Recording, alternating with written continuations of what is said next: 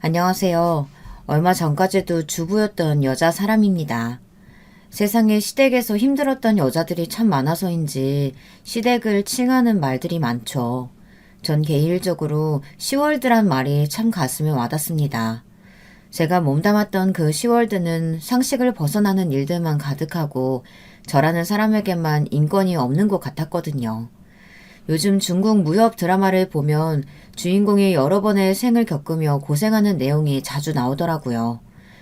그 시월들을 벗어난 저는 방금 고난만 가득한 그 세상을 막 탈출해서 새로운 삶을 살아가는 주인공 같다는 생각을 했습니다.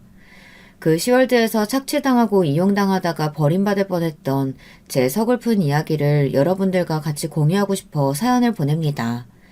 이렇게 바보 같은 인생을 사는 사람도 있다는 걸 그냥 누군가는 알아줬으면 하고 글을 쓴답니다. 저는 어렸을 때 사고로 아빠를 잃었지만 능력 있는 엄마 덕분에 물질적으로는 다른 친구들보다 풍요롭게 자랐습니다. 풍요롭다는 건 사는데 불편함이 없었다는 걸 이야기하는 거랍니다. 돈이 없어서 수학여행을 못 갔다든지 가난해서 가지고 싶은 걸 못 가져 힘들었다든지 그런 경험들은 하지 않아도 됐었다는 말이죠. 그렇다고 돈 자랑하면서 살진 않았습니다. 엄마는 항상 평범하게 옷을 사주시고 학용품도 평범한 것들만 사주셨어요. 심지어 용돈 기입장도 쓰게 하셨어요. 특별히 가지고 싶은 게 있으면 왜 그게 꼭 필요한지 설명을 제대로 해야만 사주시곤 했죠. 그래서 집안이 풍요롭다는 걸 거의 자각하지 못하고 자랐습니다. 엄마 덕분에 지방에 살던 제가 그래도 서울에서 꽤 알아주는 대학의 회계학과를 졸업하고 재수해서 회계사 시험에 합격해서 동네에서 자랑이 됐어요. 전 여자들이 가지는 직업 중에선 상당히 좋은 직업을 가졌다고 생각했고 제 어린 시절을 열심히 투자해서 앞으로 인생이 아주 편안할 거라고 생각했습니다. 근데 한 남자를 만나면서부터 제 인생이 진짜 꼬일 대로 꼬여버렸네요. 전 어렸을 때부터 알던 친구들과 달리 서울에서 만난 사람들과는 많이 친해지지 못했어요. 친구들끼리 시시콜콜한 농담으로도 즐겁게 웃던 예전과는 달리 사람들을 만날 때 머리끝부터 발끝까지 보이는 부분을 다 신경 써야 했고 제 속을 다 보여주듯 웃던 예전과는 전혀 다르게 진심을 숨기고 적당한 선을 유지해야 하더라고요. 절대 제 약점을 들켜서는 안 되는 책략가가 되어야 하더라고요. 정말 힘들었어요. 대학교도 힘들었지만 회사는 더 큰 삼국지판 안에 장기말이 되어 있는 것 같더라고요. 늘 여자들의 대화의 주제는 다른 사람 뒷담화, 각종 예쁜 물건들, 사치품이나 명품들에 대한 갈망과 소원, 남자, 여자 이야기들 뿐이었어요. 그들 입장에서는 당연히 사람 사는 이야기들인 거고 당연히 예쁘고 고가의 브랜드 상품이 좋은 건 저도 알지만 삶에서 저런 것들이 주는 기쁨은 아주 찰나일 뿐이거든요. 그래서 서울 친구들의 시시콜콜한 대화들이 너무 지겹고 재미가 없었어요. 차라리 일에 몰두하자고 정신없이 일한 덕분에 그래도 그나마 좋은 직업을 가지고 살아갈 수 있었어요. 덕분에 주변 사람들에게 인정도 받고 일 잘한다고 승진도 할 수 있었던 것 같아요. 전 외모가 그렇게 뛰어난 편도 아니었고 일은 열심히 하지만 사람들과 그렇게 어울리는 사람은 아니어서 저한테 딱히 관심을 가지는 사람이 거의 없었어요. 어떤 동료는 저보고 사회화가 잘된 선택형 아웃사이더라고 하더라고요. 전 남 신경 쓸 시간에 일을 조금이라도 더 완벽하게 해야겠다고 생각했고 온통 제 삶은 일과 휴식 둘뿐이었던 것 같습니다. 회계사는 일한 지 5년까지는 업무량이 정말 너무 많거든요. 초봉이 아무리 세도 업무 강도에 치를 떠는 사람들이 부지기수예요. 저도 주말에는 아무 약속 없이 집에 처박혀서 겨울잠 자는 것처럼 절대 안 나가고 쉬기만 쉬었어요. 그런데 팀에서 저한테 붙여준 직속 후배가 저를 계속 졸졸 따라다니기 시작하는 거예요. 다른 여자 직원들은 이런저런 누군가의 뒷담화랑 온갖 잡담으로 수다를 떨기 바쁜데 항상 저만 업무에 신경 쓰고 이 일들을 어떻게 해결하면 좋을까 하는 생각만 줄기차게 하고 있는 게 다 보였대요. 저를 보면서 처음으로 믿고 일을 배울 수 있는 사람이라고 생각했다고 하더라고요. 그래서 더 자주 물어보고 연락도 하고 그랬는데 그래도 한결같이 변함없는 모습으로 자기를 대해주는 걸 보고 저랑 친해지고 싶다가 좋아하는 감정으로 발전해서 사적으로 저한테 연락을 했다고 하더군요. 그런데 같이 시간을 보내면서 저도 이 후배가 참 괜찮은 사람이구나 싶은 거예요. 얘기 들어보니까 특히 엄마랑 대화를 많이 하는 것 같더라고요. 어렸을 때 자기가 많이 아파서 엄마가 정말 낫게 하려고 몇 년을 고생하셨대요. 그래서 엄마한테 더 마음이 많이 간다고 하더군요.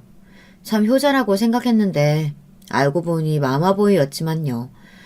하여간 이 남자가 계속 들이대는 바람에 저는 순진하게 남들 모르게 만나기 시작했고 그렇게 2년 정도 만났어요.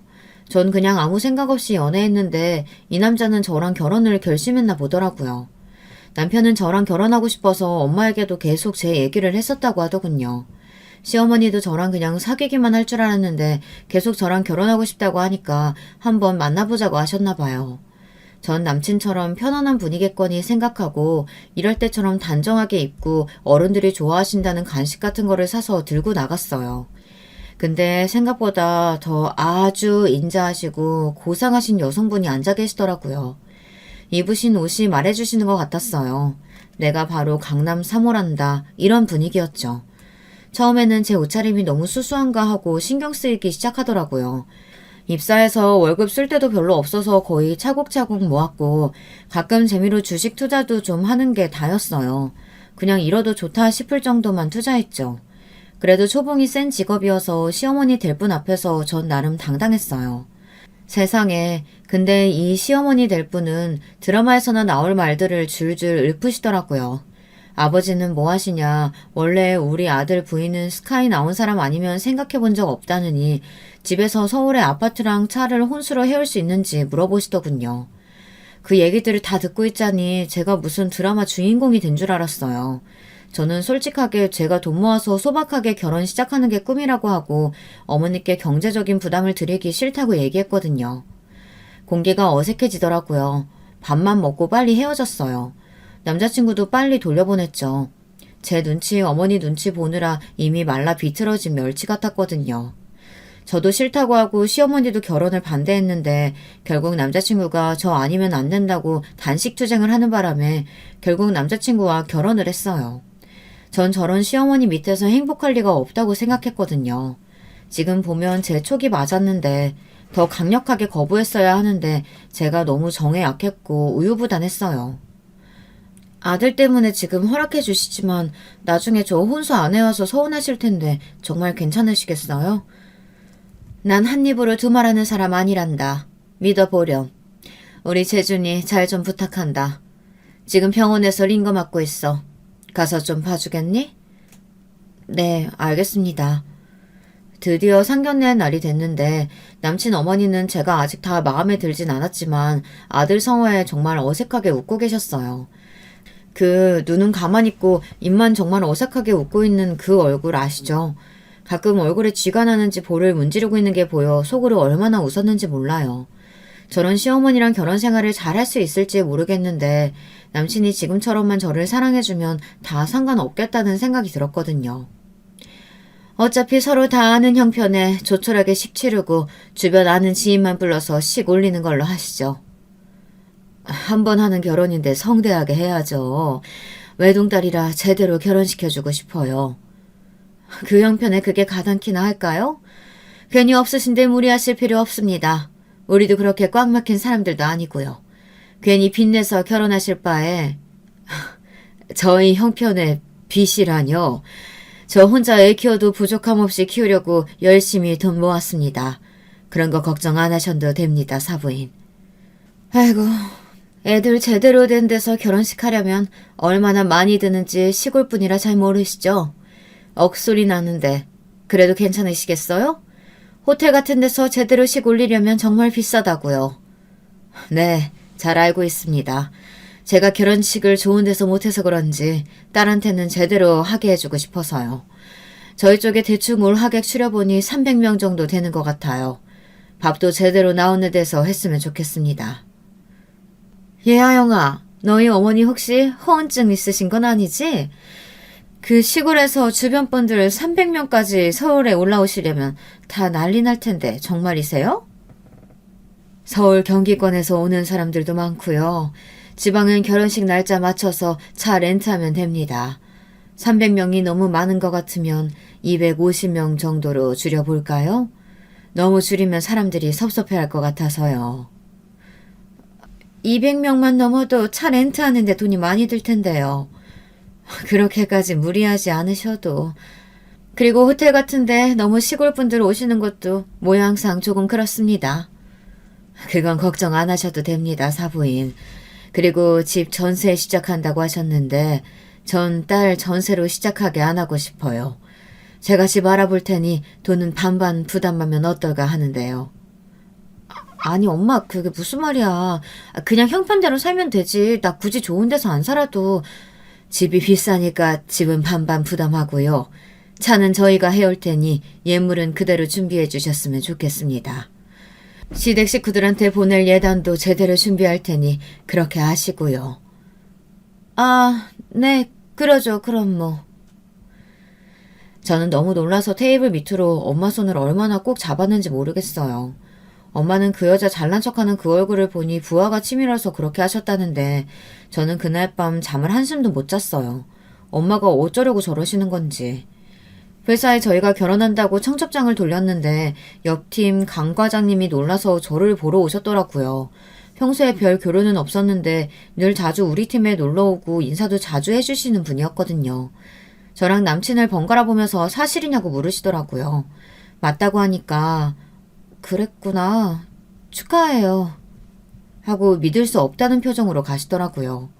제 착각인진 몰라도 순간 남친의 얼굴이 너무 의기양양한 표정이라 뭐지 했지만 곧 까먹어 버렸어요. 그렇게 결혼식 당일이 됐는데 우리 쪽에 하객이 너무 많더라고요. 화환도 너무 많이 와서 세울 곳이 없을 지경이었어요. 엄마, 저 하원 다 누가 보낸 거야? 엄마 지인이 저렇게 많았어? 그리고 다 무슨 회사 사람들, 업체 사람들이네? 저 사람들이랑 다 아는 사이야? 뭐지? 엄마, 나 몰래 혹시 다른 일 하는 거 있어? 다 누구야, 저 사람들? 하객도 돈 주고 산 건 아니지? 저 하원 엄마가 다 사서 보낸 거 아니야? 이 엄마가 원래 좀 마당발이잖아. 네가 어려서 잘 몰라서 그랬지. 내가 저걸 다 어떻게 사니? 오신 손님들은 옷차림도 다 죄다 부티나시는 분들이었어요. 남편 쪽보다 하객도 많고 하안도 많아서 시어머니는 시종일관 똥 씹은 표정이셨어요. 화환이 때 지어와서 더 놀 곳도 없으니 두 집안이 너무 비교가 되더라고요. 없는 집인 줄 알고 결혼을 한 해 만에 혼수를 한 해 만에 했는데 이건 일부러 속인 건지 뭔지 알 수 없다는 눈빛이셨어요. 저도 모르는 눈치인 걸 보시고 더 수상하게 생각하시는 것 같았지만 신랑 쪽 하객들이 신랑이 멋진 신부를 만났다며 다들 축하해 주시고 칭찬하니까 시어머니도 웃긴 하시더라고요. 제가 기죽을까봐 엄마가 너무 무리하신 것 같아서 제가 너무 죄송했어요. 하나밖에 없는 딸 시집 보내려고 기둥뿌리 다 뽑으신 건 아닌가, 엄마 노후 자금까지 싹 다 긁어모은 게 아닌가 해서 마음이 너무 무겁더라고요. 엄마는 제 결혼 자금으로 하려고 모은 돈을 썼으니 걱정 안 해도 된다고 안심시켜 주셨지만 그게 말이 안 되는 얘기잖아요. 남편 타라고 벤츠도 사주시고 말이 안 되는 상황들의 연속이었지만 안 되면 정말 내가 엄마 모시고 살아야겠다고 마음먹고 신혼여행도 다녀왔어요. 엄마는 말로는 못하겠다며 시댁에 인사가는 제 손에 편지 하나를 주시면서 시댁에 인사드리고 집에 가서 읽어보라고 하시더라고요. 집에 가서 읽어본 편지에는 사랑하는 내 딸아, 한 번도 입 밖으로 꺼내본 이야기들이 아니라서 어색하구나. 너는 하나뿐인 내 딸이니까 어딜 가더라도 가슴 펴고 당당하게 살아. 네가 원하는 건 내가 뭐든지 해주고 싶은 마음에 지금까지 정말 열심히 살았다. 이렇게 멋진 여자로 자라고 좋은 남자 만나서 결혼한 것도 정말 잘했지만 지금부터가 진짜 인생 2막이 열리는 거야. 네가 행복하지 않으면 엄마도 행복하지가 않단다. 그러니 무슨 일 있으면 참지 말고 불의를 보고 참지도 말고 네 양심에 맞게 네가 행복한 길로 계속 걸어가야 돼. 나는 언제나 네 버팀목이 되어줄 거니까. 알았지? 그리고 편지에 들어있는 카드에 돈 넣어뒀다. 이 돈은 네가 살다가 어려울 때나 네가 꼭 필요할 때 썼으면 해서 넣어뒀으니까 돈에 구애받지 말고 멋지게 살아라. 남편한테는 얘기하지 말고. 그리고 비밀번호는 아빠 생일이야. 알지? 사랑한다, 우리 딸. 사실 아빠는 아빠 생일날 돌아가셨어요. 엄마가 생일 파티 하자고 얼른 들어오라고 했는데 그날따라 회사 접대가 길어지고 술을 그렇게나 먹이더래요. 만취한 상태로 부랴부랴 오시다가 뺑소니를 당하셔서 생일이자 기일이 되셨어요. 엄마는 혼자 남아 너무 막막하셨는데 엄마 모르게 아빠가 이리저리 보험을 많이 들어놓으셨고 그 덕분에 엄마는 그 돈으로 장사를 시작하셨어요. 처음에는 분식집을 하시다가 나중에는 기사식당도 하셨고 위치를 옮겨서 나중에는 백반집을 하셨어요. 젊은 나이에 혼자가 된 엄마가 절 잘 키우려고 얼마나 애쓰셨는지 알기 때문에 결혼 생활도 꼭 잘 해내리라 다짐했습니다. 그런데 시어머니는 제가 생각했던 상식 밖의 사람이더라고요. 아무리 엄마는 위대하고 모성은 대단하다지만 오로지 자기 아들을 위하는 마음밖에 없는 사람은 제게는 너무 위험한 사람이었어요. 제가 살면서 가장 알고 싶지 않고 어딜 가더라도 다시는 만나고 싶지 않은 사람이 되어버렸어요. 결혼하고 인사하러 갔더니 회사는 언제 정리할 거냐고 하시더라고요. 제가 네?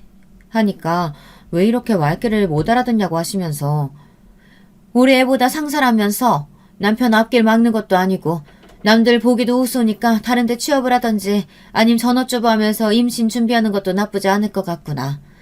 더 나이 먹어서 애 낳으면 너만 고생이니까. 라고 하시더군요.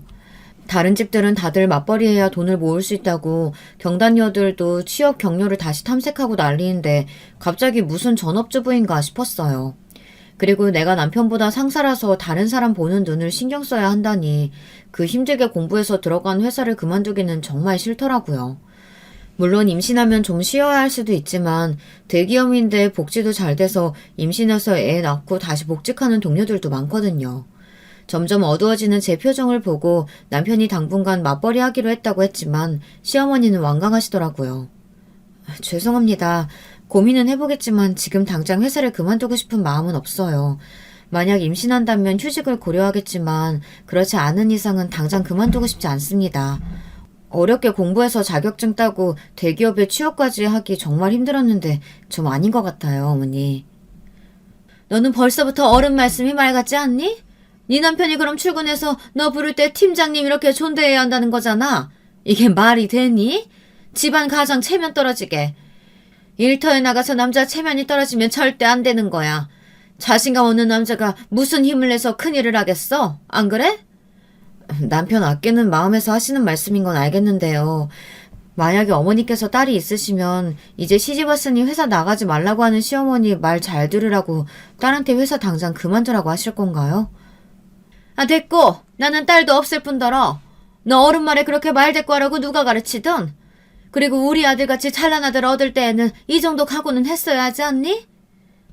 죄송합니다. 일을 바로 그만두기는 어려울 것 같습니다. 아유, 정말. 얘 뭐하니? 꼴도 보기 싫으니까 저 화상 좀 치워라.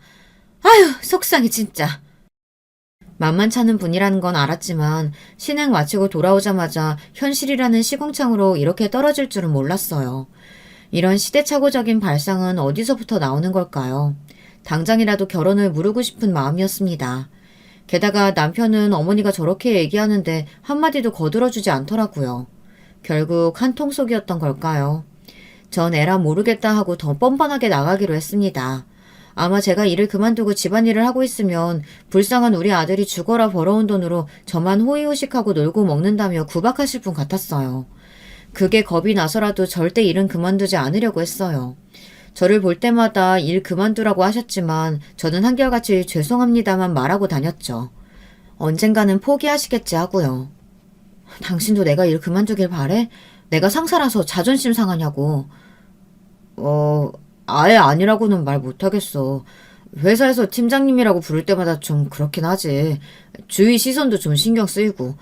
아, 그리고 회사에 남자들도 많으니까 더 별로기도 하고. 그건 또 무슨 소리야. 남자 없는 회사가 어딨어. 내가 회사에 당신이 여자 직원들이랑 같이 대화한다고 뭐라고 한 적 있어? 아니 근데 결혼 전에 내가 들었는데 옆팀 강팀장이 자기 좋아한다고 하는 소문이 돌더라고. 일도 없는데 괜히 우리 팀에 와서 자기한테 말 걸고 인사하고 눈 맞추고 하는데 맘 있어서 그런 걸 아마 주변 사람들은 다 알고 자기만 몰랐을걸? 어디 내 여자를 넘보나 싶어서 내가 얼른 자기랑 결혼해버렸지. 그런 강 팀장 같은 놈들이 여럿 있었는데 나랑 결혼했다고 안 추근대리란 보장 없잖아. 그냥 집에 있는 게 마음이 좀 놓이긴 해. 세상에 이런 대책 없는 모자와 가족이 되기로 한 제 자신이 정말 원망스러웠습니다. 전 대체 왜 그랬을까요? 그냥 저 남자는 자기 사탕을 남에게 뺏기기 싫었던 어린아이였을 뿐이더라고요. 더 이상 할 말도 없고 피곤하기만 했어요. 그래서 그렇게 단식 투정하고 아파가면서 자기 엄마한테 반항한 거구나. 저 마마보이가. 절 정말 너무 좋아해서 그랬던 게 아니라 다른 남자가 저를 좋아한다는 얘기에 열받은 데다 제가 헤어지자고 하니까 잠시 눈이 돌았던 거죠. 이거 사기 결혼 당한 거 맞죠? 더 할 말도 없고 피곤하기만 했어요. 남편은 절 안고 분위기를 잡으려고 했지만 전 밀어내고 거실로 나왔어요. 눈앞이 캄캄해지더라고요. 저는 계속 저 모자들에게 투쟁하는 삶을 살아야겠구나 싶었어요. 유난히 엄마가 보고 싶은 밤이었습니다. 누가 뭐라고 하던지 전 그냥 꿋꿋하게 일하러 다녔어요. 그리고 당장 임신하고 싶은 마음이 추호도 없어서 남편 몰래 몸에 피임기구도 넣었고요. 들키면 또 얼마나 저를 괴롭힐지 뻔하니까 저는 혼자 과감하게 저질러 버렸습니다. 제 몸의 주인은 전데 남들이 뭐라 그런들 어떻겠어요. 시어머니는 틈만 나면 저를 불러대기 시작했어요. 요리를 가르쳐주겠다고 부르고 청소하는 법은 알기나 하냐며 부르고 빨래를 이상하게 개는 것 같다며 자기가 개는 방법으로 개면 반듯하다며 자기가 원하는 각도가 안 나오면 계속 다시 하게 만들더라고요. 전 오기가 생겨서 계속 틀렸어요. 시어머니가 저를 포기하게 만들려고 하고 있었거든요. 그 이후로 시어머니는 저한테 쓸모없는 것 이런 막말을 하기 시작하셨어요. 처음에는 제 등 뒤에서 나지기 시작하셨다가 점점 면전에 대고 하기 시작하셨죠. 전 한 귀로 듣고 한 귀로 흘리는 권법을 연마해서 거의 누가 뭐라고 해도 마음의 동요가 없는 경지에 다다른 정도가 됐죠. 그러다 남편이 실적이 좋아져서 승진을 하면 시어머니도 절 덜 괴롭히겠다는 이상한 생각을 하게 됐어요. 그래서 남편에게 특훈을 시작했죠. 윗사람들이 좋아하는 술자리 매너, 각 윗사람들이 좋아하는 음식 메뉴, 입맛, 취미 등등 그동안 모은 자료들을 총망라해서 남편을 승진시키려고 애썼어요. 사실 저희는 재무팀 소속이라 실적보단 기업의 재무 상황을 파악하고 재무제표 작성, 세무인 허가, 회계 감사 등의 작업을 처리하는 일이 주인데 입사하고 5년까지는 정말 지독한 업무량에 치여서 살았거든요. 그런 업무들을 간결하고 정확하게 처리하는 게 회계사의 일인데 남편은 스카이대를 나왔으니 업무 처리를 빨리 하고 라인만 잘 골라 접대만 잘해도 승진이 잘 될 것 같더라고요. 따로 골프도 좀 배우게 했어요. 공이나 퍽퍽 쳐대는 그 골프가 그렇게 재미있는지 모르겠지만 남편은 그렇게 라운딩을 돌고 연습하면서 적당히 부정한테 져주고 멋있다고 칭찬해주고 자주 엄지를 치켜대면서 잘 해내고 왔더라고요. 남편이 아주 입 안에 혀처럼 구니 부장님이 이사님이랑 전무님을 모시고 가는 골프 라운딩에도 데리고 가더라고요. 회사를 아주 사랑하는 사원이라서 같이 데려왔고 얼마 전에 직장의 팀장이랑 결혼도 했다고 하며 회사에 뼈를 묻을 직원이라고 했다더라고요. 참 웃기죠. 대기업도 결국은 인맥 싸움인 걸까요? 일처리 좀 잘하고 학벌 좋고 이리저리 접대를 잘하니까 남편이 점점 빠르게 승진하기 시작하더라고요. 사실 좀 씁쓸하긴 했어요. 전 그래도 일 그만두는 것보다는 이게 낫다는 생각이 들었고요. 시어머니의 퇴사 강연은 그치지 않았지만 남편이 점점 승진을 하니까 정말 좋아하시더라고요. 저는 아예 박차를 가하려고 윗분들 사모 모임에 저도 운 좋게 끼게 되었어요. 잠시 무거운 짐도 좀 들어주고 일손이 부족할 때 도와줄 사람이 필요하다고 하는 말을 듣고 남편이 저를 적극적으로 추천했대요. 이렇게 외조를 하게 될 줄은 정말 몰랐는데 남편들이 모여서 골프 치며 유대관계를 끈끈하게 할 때 사모님들은 차 마시고 남편 자랑하고 아이들 얘기하며 유대를 돈독히 하더라고요. 그 사이에 집에 뭐가 필요하다, 이런 제품 정보 들어봤냐, 뭐 이런 것들을 다 해결해주고 다녔어요. 일하기도 바쁜데 저런 것들까지 알아보려니 정말 쉽지 않더라고요. 어쩌다 전무님 부인이랑 대화를 하게 됐는데 자기가 드라마에서 본 어떤 조명이 너무 마음에 드는데 어떻게 찾아야 할지 모르겠다고 하더라고요. 모양만 대충 알려준 걸 제가 운 좋게 찾아버려서 바로 전무님 댁으로 보내드렸어요. 생각보다 가격이 비싸지 않아서 그냥 선물 드리는 거라고 보내버렸죠. 그 다음부터 좀 티나게 저를 데리고 다니시고 예뻐하시더라고요. 주말에 꽃꽂이를 배우는데도 따라가서 고급 정보들도 알아내고 좋은 이미지만 얻으려고 애썼어요. 우리 남편이 빨리 임원이 돼서 제가 일 그만두고 같이 우리 모임에 정식 멤버로 들어오면 너무 좋겠다고 하더라고요. 저도 정말 그렇게 됐으면 좋겠다고 마음에도 없는 말을 해버렸어요. 계속 연기하다 보니 이 여자들도 정말 외로운 사람들인 것 같더라고요. 남편이 일하느라 바쁘다고 정신없는 통에 늘 사랑과 관심이 고픈 사람들이더라고요. 제가 하는 작은 칭찬과 사모들에게 관심을 가지는 말투에 경계를 다 풀고 완전 친해지게 됐어요. 사모들이 남편들한테 우리 남편을 추천하면서 일 잘하고 똑똑하다던데 일하는 거 써보는 거 어떠냐고 적극 추천을 해줘서 남편은 해가 다르게 회사에서 입지가 올라가고 있었어요. 정말 젊은 나이였는데 어르신들 모시고 다니다 보니 남편도 갑자기 나이가 많이 들어 보이고 머리도 많이 빠지고 배도 많이 나왔더라고요. 참 많이 성숙해지더라고요. 그동안 시어머니는 저를 참 많이도 괴롭혔습니다. 일이 바쁜데 꼬박꼬박 김장도 하게 하시고 각종 제사에다 시부모님 생신 잔치상까지 다 떠넘기셨고요. 그럼에도 잘했다 소리 한 번 못 들었어요. 하루는 너무 힘들어서 배달 음식을 시켰더니 네 음식 솜씨가 이럴 리가 없다며 배달을 시켰다고 엄청 혼내시더라고요. 다른 손님들은 정말 잘 먹었다고 칭찬해주고 가셨는데 맛있으면 된 거 아닌가요? 화가 나서 그 이후로도 계속 시켜드렸어요. 사람이 악에 바치니까 앞으로도 이렇게 하면 되겠다는 배짱까지 생기더라고요. 남편은 여전히 방관자였어요. 자기가 엄마 좀 이해해드려. 가서 좀 도와드리고 애교도 좀 떨고 그래. 뻣뻣하게만 하지 말고. 늘 이런 식이고 일절 도와주는 일이 없었어요. 보통 사랑하는 부인이랑 시어머니가 사이가 안 좋으면 남편이 중간에서 오해도 풀어드리고 노력도 좀 하면 좋잖아요. 근데 남편은 저한테 서운한 게 있으면 다 시어머니한테 이야기하더라고요. 꼭 학창시절에 셋이 노는데 둘이서 편먹고 한 명 골탕 먹이는 것 같이. 진짜 남편은 이래서 남의 편이라고 하는 거구나 싶었어요. 몇 년이 지나도 여전히 시어머니의 괴롭힘은 끝이 없었어요. 아마 처음부터 계획한 것들일 수도 있겠다는 생각이 들더라고요. 결혼한 처음부터 벼르고 있었는데 제가 끝까지 일도 안 그만두고 자기 말에도 계속 대꾸하니까 피임하는 건 아니라는데 임신도 안 되니까 부하가 치밀대로 치밀어 하더라고요. 근데 임신하면 저런 시어머니가 또 얼마나 참견을 하고 괴롭힐지 전 정말 자신이 없었어요. 결혼한 지 5년 만에 남편은 파격 승진을 해서 상무 자리에 올라갈 수 있게 됐어요. 보통 회계직이 올라가기 힘든 자리인데 인맥 관리를 너무나도 잘한 덕분이겠죠. 그들의 이 입김이 많이 작용했을 거라고 뒤에서 수군거리는 사람들이 많더라고요. 절 보고도 수군거렸지만 뭐 어쩌겠어요. 다 저 살자고 그렇게 한걸요. 전 여전히 제 일만 열심히 집중하고 했고 또 한편으로는 사모들이랑 만나서 수다도 떨고 힐링하곤 했어요. 전에는 접대나 모신다는 느낌이 강했는데 이제는 좀 친해진 탓에 남편 자랑뿐만이 아니라 남편 뒷담화도 하고 듣는 지경에 이르렀어요. 그러고 나니까 스트레스도 좀 풀리더라고요. 특히 시댁 뒷담화 하다가 놀란 건 그렇게 잘 살고 풍요로워 보이는 그들에게도 시월드는 존재한다는 점이었어요.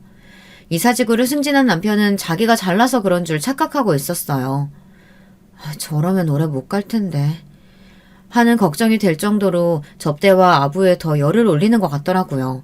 맡은 일도 제대로 해내야 할 텐데 걱정이 됐지만 저는 그냥 제 일에 집중하고 조용히 살려고 했어요. 근데 남편이 자기 이사실로 저를 부르더라고요. 승진하니까 이런 방도 내어주고 좋겠네 하니까 피식하고 웃더군요. 그러면서 자기가 일이 바빠서 그러니까 이 서류들 좀 정리하고 처리하라고 하더라고요. 하나하나 꼼꼼히 읽어보고 처리해야 하는 일들이 가득한데 이걸 저보고 하라니 말도 안 되는 짓이었죠. 이런 일은 대신하면 안 되는 일이라고 했더니 자기가 비즈니스가 너무 바빠서 잠잘 시간도 부족하다는 거였어요. 그래서 제가 단호하게 얘기했어요. 그런데요.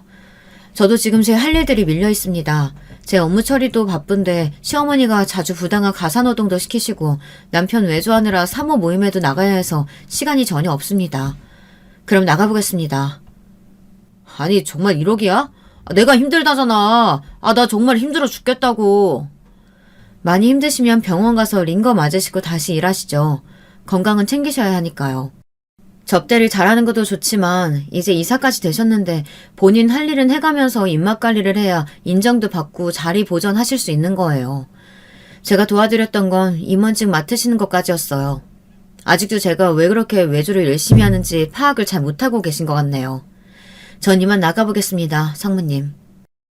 뒤에서 붙잡는 소리가 들렸지만 그냥 아랑곳하지 않고 나왔습니다. 제 욕을 하는지 어쩐지 귀가 많이 간지럽더라고요. 퇴근하고 시어머니가 겉절이를 만들어서 가지고 오라고 했던 게 기억나서 부랴부랴 만들어서 가지고 갔습니다. 시댁으로 가는 길에 낯익은 목소리가 들리더라고요. 바쁘다고 했던 남편과 시어머니였습니다. 엄마, 내가 오늘 너무 힘들다고 마누라한테 좀 도와달라고 했는데 아니 자기 일도 많다면서 힘들다고 안 해주더라고. 나 힘들어 죽는 줄 알았잖아. 다른 사람 맡길 일이 아니라서 마누라한테 얘기한 건데 진짜 사람이 왜 그렇게 꽉 막힌 건지 모르겠어 진짜. 나 힘들어. 아유 그 쓸모없고 되바라진 게. 아니 왜 애도 못 낳고 남편 제대로 도와주지도 않고 하필 그런 물건이 우리 집에 들어와서는. 아들, 엄마 진심으로 얘기하는 건데 이제 그 쓸모없는 물건 내다 버리자. 너 이제 임원도 됐고 재혼하려고 하면 훨씬 더 좋은 집에 갈 수 있어. 제대로 된 집에서 제대로 교육받은 참한 여자 내가 알아볼게. 나도 더 이상은 이렇게 못 살겠다. 우리 아들 불쌍해서. 그럴까 엄마? 나 요즘 진짜 마누라 때문에 숨 막혀. 집에 가기도 싫어. 집에 가면 일은 다 밀려있고 예전처럼 청소도 잘 돼 있더라고. 늘 지친 표정이고 보면 숨만 턱턱 막혀서 대화하기도 싫어. 그래, 내가 빨리 처리할게. 너는 걱정하지 마. 엄마가 다 알아서 할 테니까. 곱게 만들어서 가져갔던 겉절이를 쓰레기통에 버리려다가 음식이 아깝더라고요. 너만 엄마 있냐? 나도 엄마 있거든. 전 한밤중에 엄마를 보러 갔어요. 엄마가 지방에서 서울에 올라와 계신 지 좀 됐거든요.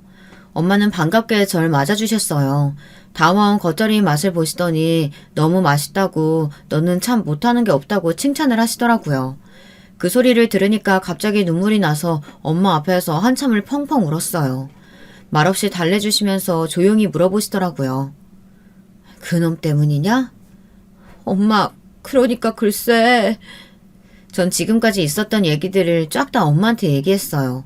엄마는 그동안 정말 고생했다고 저를 계속 달래주시더라고요. 그 정도면 오래 잘 참고 살았다. 그 바보 같은 모자들한테 복수 좀 해줄까 우리? 씩 웃으시는 엄마의 눈에 광기가 보이더라고요. 저는 말없이 고개만 끄덕였어요. 엄마가 다 알아서 할 테니까 넌 걱정하지 말아라. 내일 회사 갈 때 이혼 서류 내밀고 당장 이혼하자고 해. 일은 이혼하고 나면 다 알아서 진행할 거야. 내일 비서 시켜서 점심때 너한테 이혼 서류 전달해 줄게. 엄마 개인 비서도 있어? 와 멋있다. 엄마 대체 뭐 하는 사람이야? 너희 엄마 최강센 슈퍼 히어로지. 엄마 때문에 잠시 웃었어요. 그 집으로 들어가기가 싫어서 엄마 집에서 자고 바로 회사로 출근했어요. 엄마 비서한테 전달받은 이혼 서류를 들고 남편한테 내밀었죠. 니까짓 게 감히? 뭐 이러한 얼굴이었어요. 남편은 자기가 선수 치지 못해서 약이 바짝 오른 얼굴이더라고요. 급하게 사인하고 서류를 던지길래 곱게 주워 나오면서 얘기했어요. 타시던 차는 돌려주시고 지금 살고 있는 집은 반반 부담하기로 했지만 우리 집에서 계약금까지 냈으니 처음에 집 사려고 보탠 돈만큼 지금 시세에 맞게 더 얹어서 송금해 줄게요. 내일까지 집에서 짐 다 빼세요. 저는 웃으면서 결혼 반지를 빼서 주고 왔어요. 예쁜 반지였는데 빼고 나니 족쇄가 풀린 것처럼 너무 속이 시원한 거 있죠. 아니 갑자기 찾아와서 이혼 서류 내밀고 갑자기 이러는 이유가 뭐야? 내가 바람을 피우기로 해서 뭘 했어? 시어머니랑 이제 쓸모없는 거 갖다 버리자고 작당모의 하는 걸 들어서요. 나도 그쪽이 쓸모 없어져서 내가 먼저 버리려고요. 이제 그만 내 인생에서 사라졌으면 하네요. 법원 출석이나 잘해요. 아니, 그건 있잖아. 아니 그게 됐고 입 다물어. 회사에서 쪽팔리기 싫으면. 저는 통쾌하게 이사실에서 나왔어요. 기분이 정말 날아갈 것 같더라고요. 그 모자랑 더 부딪히지 않아도 된다는 생각에 입안 가득 박하사탕 한 통을 다 녹여먹는 기분이었어요. 집에 갔는데 제 짐이 싹 나와있고 시어머니가 의기양양하게 당장 나가라고 하길래 전 엄마 비서를 불렀어요. 비서가 오기 전에 통화로 이야기하는데 눈앞이 캄캄하더라고요. 세상에. 전 찍은 적 없는 제 인감을 어떻게 구한 건지 제 동의도 없이 이 집 앞으로 대출을 받았다는 거예요. 곱게 지나가려고 했는데 이 미친 시어머니와 아들에게 한마디 해야겠더라고요. 저희 얘기 들으셨을 거예요. 근데 잘못하신 게 남편 짐을 다 가져가셔야 하거든요. 제 짐은 다시 다 넣어주세요. 참 고생하셨겠네요. 조사해보니까 공동명의자 동의도 없이 은행 대출을 받으셨더라고요. 딱 집 살 때 보내주신 금액만큼 대출 받으셨더라고요. 어떻게? 가져갈 몫은 다 챙기신 것 같아서 이제 집만 가지고 나가주시면 될 것 같습니다. 곱게 나가지 않으면 사문서 위조로 깜빵 가는 수가 생기실 거예요. 뭐? 이게 진짜 미쳤나 보지? 내 아들 집에서 내가 어딜 가? 가려면 네가 나가! 저는 더 상대하지 않고 경찰을 불렀어요. 경찰은 상황을 듣더니 시어머니께 우선 짐을 챙겨서 대구로 가시는 게 좋겠다고 하더군요. 시어머니는 악다구니를 쓰며 버티다가 자기 아들을 불렀어요. 근데 아들이 이러다 우리 큰일 난다며 짐을 대충 챙겨서 시댁으로 가더라고요. 비서는 전에 시어머니가 부동산 사업에 투자하셨다가 실패해서 빚이 많이 생겼고 그걸 메꾸려고 우리 집을 담보로 대출을 몰래 한 것 같다고 하더라고요. 진짜 진상도 그런 진상이 없어요. 누가 보면 둘이 가족인데 제가 업등이나 더부살이로 끼어 산 것처럼 저만 가족이 아니었던 것 같아요. 그런데 이제 그 사람들이랑 같이 안 살아도 되고 더 신경전 하지 않아도 된다니. 아, 얼마나 속이 진짜 시원한지. 제가 정말 많이 참고 살았거든요. 그렇게 많은 나이도 아닌데 그동안 시어머니 때문에 스트레스 받아서 흰머리가 정말 많이 생겼어요. 며칠 후에 회사에 갔더니 뭔가 분위기가 시끌벅적하더라고요. 다들 왜 이러나 했더니 곧 임시 주주총회가 열린다고 하더군요. 갑자기 웬 임시 주총이래? 그랬는데 엄마가 또 주주총회에 참석을 하신다는 거예요. 세상에 이건 또 무슨 소리인가 했더니 아니 엄마가 글쎄 우리 회사 대주주이시더라고요. 그리고 절 도와주셨던 비서 아저씨가 엄마가 백반집을 하시면서 알게 된 펀드 매니저 아저씨라고 하시더라고요. 백반집이 위치가 좋아서 주변에 큰 회사들, 특히 금융계열 회사 사람들이 많았어요. 엄마 손맛이 좋아서 점심시간이나 저녁시간에도 손님들이 많이 몰렸는데 거기서 사람들이 대화하는 걸 듣는데 솔깃한 얘기들이 많으셨대요. 이번엔 어디가 얼마나 올랐고 어디가 하락세고 이런저런 정보가 많이 들리더래요. 늘 밥을 먹으러 오는 펀드 매니저 무리가 있었는데 그 중에 한 명이 엄마 눈에 유독 띄셨대요. 밥 먹으면서도 항상 공부하고 분석하는 모습에 저 사람이면 믿을 수 있겠다는 생각이 드셨대요. 그래서 그분과 상의해서 투자를 시작하셨대요. 아저씨는 늘 분석하고 데이터를 수집하고 있었기 때문에 늘 수익을 내고 손해를 최소화할 수 있었대요. 근데 아무리 예측을 잘하더라도 9.11 테러 같은 일이 일어날 거라고는 쉽게 생각할 수 없잖아요. 근데 그럴 때도 촉이 좋으신지 내수 쪽으로 투자 비율을 더 늘려야 한다고 해서 늘렸는데 그게 정말 엄청난 히트가 됐었대요. 그때 다들 외국에 투자를 많이 하던 시절이라 다 난리가 났었는데 엄마랑 아저씨는 도리어 큰 수익을 얻으셨대요. 그래서 아예 그 펀드 매니저분을 영입해서 개인 비서처럼 같이 일하기 시작하셨대요. 덕분에 식당도 브랜드를 만들어서 체인점 체제로 바꾸고 식당 체인 사업을 시작하셨는데요. 그 아저씨는 일에 정말 진심이셨는데 고객을 대하는데 좀 서툴러서 인정을 잘 받지 못하셔서 자신감이 없으신 거였고 엄마는 그 아저씨의 진가를 알아보신 거죠. 돌이켜보면 제가 어릴 때부터 엄마는 식당 일 하시고 밤에는 피곤하실 텐데 신문도 꼼꼼하게 읽으시고 이런저런 경제 관련 책도 늘 읽으셨어요. 꼭 새벽 4시 반에 일어나셔서 또 뭔가를 항상 계산하고 공부하고 계셨어요. 어렸을 때 엄마가 집에 오셔서도 늘 그렇게 공부하시는 바람에 저도 자연스럽게 책도 읽고 특히 경제학 관련 책들을 많이 봤던 것 같아요. 그래서 결국 회계학과로 진학하게 됐고요. 다들 안 믿겨지시죠? 저도 안 믿겨요. 평범한 아줌마 같은 우리 엄마가 남들이 다 잘 시간에 공부하시고 또 낮에도 밤에도 열심히 일하신 우리 엄마였지만 우리 엄마가 드라마에서만 보던 대주주라뇨. 저희 회사가 주가가 많이 떨어졌을 때 주식을 많이 사두셨고 특히 몇 해 전 회장님이 퇴임하시면서 자식들이랑 임원들한테 주식을 골고루 나눠준 적이 있었거든요.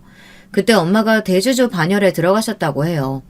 제가 입사하고 나서 우리 회사 주식을 더 부지런히 모으셔서 가능했다고 해서 더 놀랐고요. 단기간에 이루어진 일이 아니라 오랜 시간 동안 노력이 모여 가능한 일이었어요. 언젠가 쓸 일이 있을 거라는 생각에 그러셨다는데 전 우리 엄마가 정말 대단하시다는 생각밖에 안 들었네요. 회사 소식 등에 따르면 엄마는 정말 깐깐하고 똑똑한 대주주시라고 소문이 났고 베일 속에 있던 그분이 처음으로 여는 임시 주총이라고 해서 난리가 난 거였더라고요. 속으로 생각했어요. 엄마 화이팅. 엄마는 주총에 저도 참석하라고 하시더라고요. 전 말도 안 된다고 했지만 조용히 상황이 어떻게 돌아가는지 알고 있는 게 좋겠다고 하시더군요. 그리고 제 이름으로도 주식을 사뒀기 때문에 당연히 참석하면 된다고 초대장을 저한테 주시더라고요. 회사 직원 신분으로 주총에 참석하니까 기분이 되게 새롭더라고요. 오늘 임시주총이 열린 이유는 회사의 품격을 떨어뜨리는 몇몇 임원진의 추태와 만행들 때문입니다. 저도 오래 회사에 몸담은 임원들에게 이렇게 하는 게 맞는가 하는 생각을 했어요. 하지만 이건 정도를 넘어선 지 오래인 것 같아 이렇게 다들 모이시라고 하게 된 겁니다. 비서가 나와서 이런저런 자료들을 공개하는데 눈뜨고 못 볼 광경들만 가득하더라고요. 매일 접대했던 게 고급 롬살롱에서 아가씨 불러서 옷 벗고 노는 것들이었고 그 아가씨들을 골프 치는 것까지 부르고 코스 돌면서 만지고 돈 찔러주고 또 그 아가씨들을 거래처 사장님들께 접대시키고 보면서 속이 메스꺼렸어요. 그러니까 저 인간이 저렇게 아저씨처럼 변해버렸구나 싶었죠. 남편은 놀라서 고개도 못 들고 있었어요. 몇몇 연루된 임원진은 더 문제를 크게 만들기 전에 스스로 그만두고 나가줬으면 좋겠다고 하시더라고요. 열심히 일해서 회사를 지켜나가는 직원들한테 부끄럽지도 않냐고 하시며 저기 놀고 먹고 마시는 모든 경비를 법카로 긁었다는 사실에 더 분노가 치밀어 오른다고 하셨어요. 관련자 명단을 화면에 띄우더라고요. 전 남편의 이름이 대문짝만하게 포함돼 있었어요. 이분들은 알아서 퇴사하셨으면 좋겠는데 다른 분들은 어떻게 생각하시냐고 하시니까 다들 자진 퇴사에 동의한다고 하더라고요. 저도 손들었어요. 저렇게 더러운 접대하는 회사에 다닌다는 게 좀 부끄럽기도 하고요. 그 정도로 놀았던 사진들이 너무 문란하고 처참했어요. 저건 인맥을 관리하는 정도가 아니라 거의 진시황 놀이를 했던 거더라고요. 어렵게 외조까지 해서 임원을 만들어놨더니 하는 짓이 정말 내가 뭔가 잘못된 길로 빠지겠나 하고 아무리 생각해도 내가 저런 짓 하고 다니라고 하진 않았던 것 같은데 착잡하더라고요. 결국 남편은 회사에 사직서를 내고 나갔습니다. 다 끝났다고 생각하니 시원섭섭하더라고요. 회사 동료들이 눈치를 보다가 괜찮냐고 어떡하냐고 그래서 사실 미리 말 못했는데 우리 이혼한 지 좀 됐다고 얘기했습니다. 그래서 저랑 상관없는 일이니까 마음껏 씹으셔도 된다고 웃으니까 사람들이 더 안절부절 하다가 그냥 다들 실소를 터뜨리고 말았어요. 그때부터 또 어떤 분들은 저를 공주님이라고 부르시더라고요. 제가 무슨 공주님이요? 이랬더니 주주총에 참석했던 저와 제 엄마를 알아보신 분들이 계셨더라고요. 이미 소문이 파다하게 난 것 같아요. 회사 생활이 아주 편해졌거든요. 저를 보고 방실방실 웃어주는 사람들 뿐이어서 웃어야 할지 울어야 할지 모르겠지만 전 여전히 제 일 열심히 하며 회사 생활을 하고 있습니다. 한 달쯤 지나서 시어머니가 친정집에 찾아왔다고 해서 갔더니 시어머니가 무릎 꿇고 빌고 계시더라고요. 사부인, 제가 모자랐습니다. 제가 대주주이신 걸 알아보지도 못하고 정말 죄송합니다. 예전 생각해서 저희 아들 좀 살려주세요. 애가 페인처럼 집에서 술만 퍼마시고 있어요. 저러다 사람 하나 잡을 것 같아서 그럽니다. 좋은 대학에 좋은 회사 들어간 아들이 너무 자랑스럽고 소중해서 그런 아들이랑 살고 있는 며느리가 미워서 제가 머리가 돌았었나 봅니다. 품 안에 자식이고 놓아줬어야 하는데 그때는 잘 몰랐어요.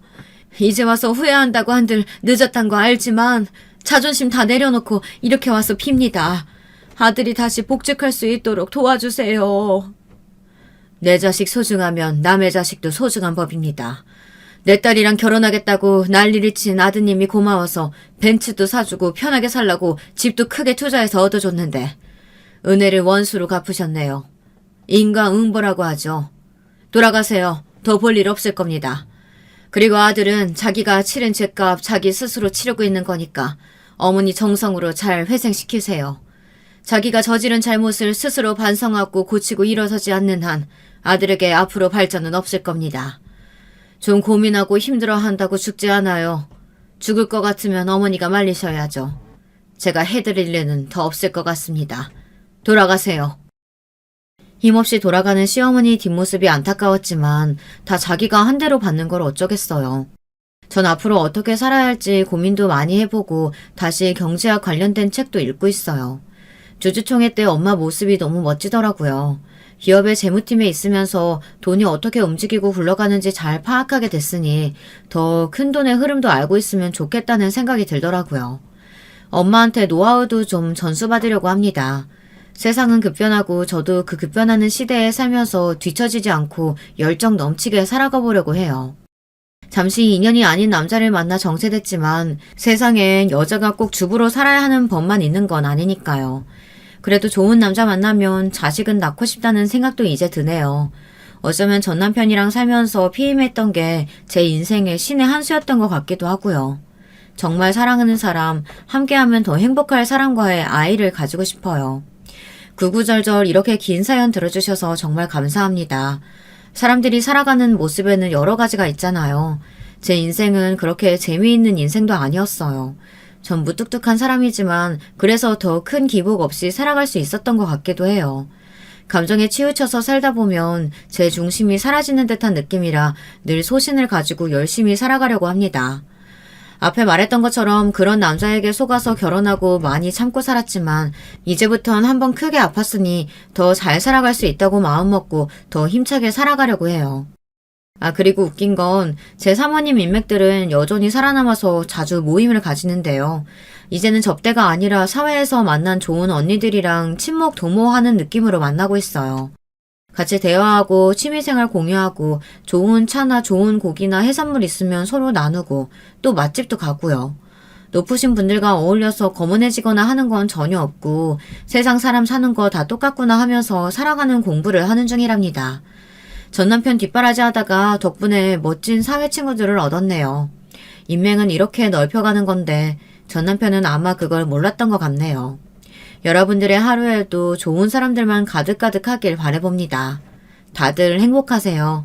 이제 저도 정말 엄마랑 행복하려고요. 안녕하세요. 저는 경기도 하남에 살고 있는 70대 여자입니다. 아들 둘이 있고 진즉의 남편은 20년 전에 세상을 떠났답니다. 옛말에 아들 둘 키우는 여자는 신이 버린 여자라는 우스갯소리가 있었습니다만 제 인생을 돌아보니 그다지 농담으로 넘기기 힘든 얘기 같아요. 왜냐하면 실제로 전 아들 두 녀석 키워내며 아주 보통 고역을 앓은 게 아니었거든요. 물론 아들 녀석들 키우면 그렇게 여자들이 억세지고 피도 자주 보고 고함만 지르고 산다고 하잖아요. 그런데 제가 우리 아들놈들 때문에 속 썩은 건 꼭 그런 부분 때문만이 아니었어요. 이 녀석들이 자기들이 클 만큼 컸다고 생각했는지 멋대로들 사업을 벌이더라고요. 하여간 사업 문제, 돈 문제 엮이면 답도 없다더니 그 무렵 때 제가 얼마나 잔병을 달고 살았는지 몰라요. 특히 큰아들은 그렇게 답답한 구석이 많았어요. 엄마, 이번에 영일이가 하는 사업 나도 같이 하려고. 들어보니까 진짜 괜찮은 것 같아요. 엄마도 알겠지만 내가 지금 할 줄 아는 게 뭐가 있겠어. 영일이는 똑똑하고 친구들도 많고 옛날부터 잘하는 거 많았잖아. 형제끼리 같이 열심히 하다가 잘 되면 나도 내 걸로 뚝 떼서 가져오면 될 것 같아. 다른 사람들은 이런 기회도 없는데 난 동생 잘 둬서 좋은 기회 생겼으니 투자해야지 뭐. 이렇게 말을 하는 우리 큰아들 영철이는 말 맞다나 참 여러모로 둔감한 애였어요. 세상을 살아가는 잔기술이 없다고 해야 하나 맨날 묵묵하게 똑같은 일만 고집하던 지아빠랑 아주 닮았다고 볼 수 있죠. 성실한 거야 좋긴 하지만 투자라든지 사업 같은 걸 자기가 주도하는 거랑은 영 안 맞는 애였어요. 반면에 둘째 영일이는 어쩜 그렇게 잔머리가 잘 돌아가는지 맨날 주변에 사람들을 몰고 다녔습니다. 하지만 그런 반면에 사고도 많이 쳤어요. 제가 몇 번을 야단치기도 했었고요. 그런데 뭐라 해대면 욱하는 성질의 둘째 녀석은 늘 곧장 받아치면서 소리를 질러대더라고요.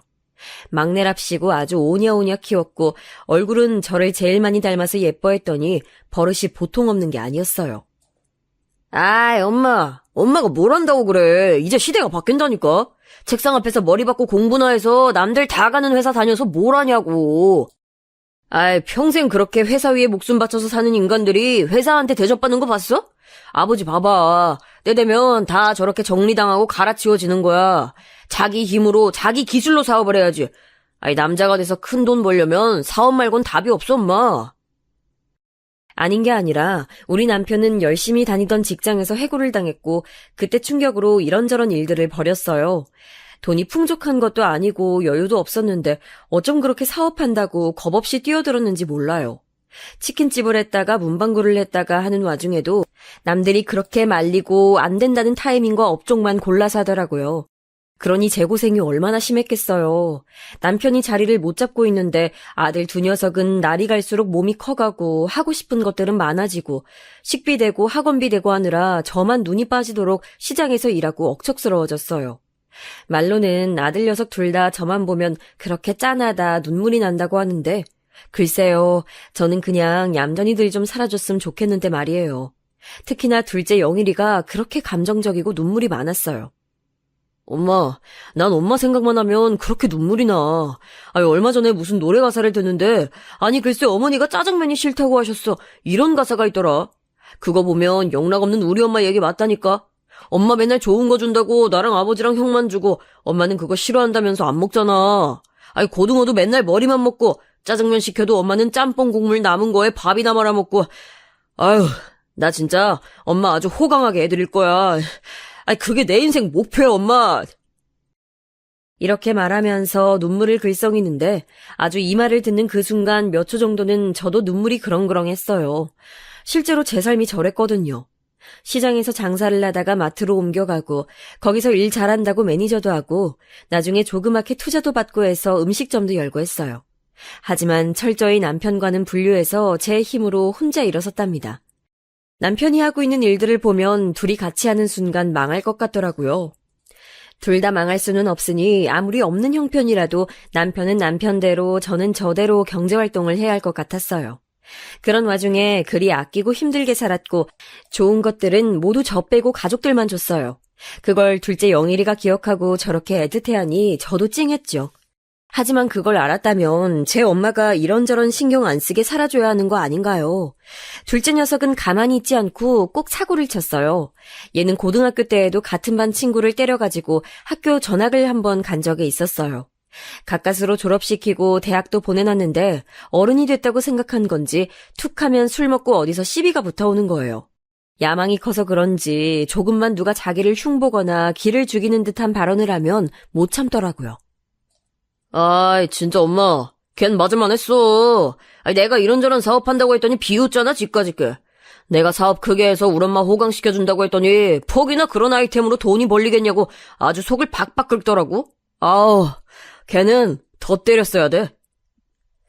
이러니 한숨이 팍팍 나오고 몇 년씩 더 늙어버리게 되는 것 같더라고요.